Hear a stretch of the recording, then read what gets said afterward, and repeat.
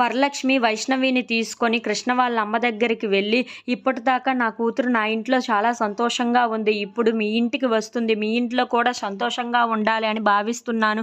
ఇక నుండి నా కూతుర్ని మీ కూతురులాగా చూసుకోండి అని చెప్పేసి అయితే అంటూ ఉంటుంది. ఆ మాటలు వినగానే అక్కడ ఉన్న కృష్ణ వాళ్ళ అమ్మ మాత్రం అవన్నీ ఓకే గానీ, మీరు ఇప్పుడు ఆస్తి సంగతి ఏంటో చెప్పలేదే అని చెప్పేసి అయితే అంటూ ఉంటుంది.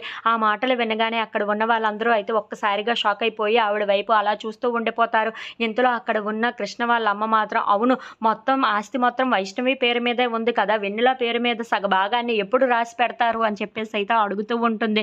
ఆ మాటలు వినగానే అక్కడ ఉన్న కృష్ణ మాత్రం చాలా కోపంగా, అమ్మ ఇప్పుడు ఇవన్నీ ఎత్తడం అవసరమా, ఇవన్నీ పక్కన పెట్టు అని చెప్పేసి అయితే అంటూ ఉంటాడు. ఆ మాటలకి అక్కడ ఉన్న వాళ్ళ అమ్మ మాత్రం, ఇదంతా నేనేటి మోసుకొని వెళ్ళిపోతానా ఏంట్రా, నీకోసమే అడుగుతున్నాను, నీ భవిష్యత్తు కోసమే ఇదంతా చేస్తున్నాను అని చెప్పేసి అయితే అంటూ ఉంటుంది. ఆ మాటలు వినగానే అక్కడ ఉన్న వాళ్ళందరూ అయితే ఒక్కసారిగా షాక్ అయిపోతూ ఉంటారు.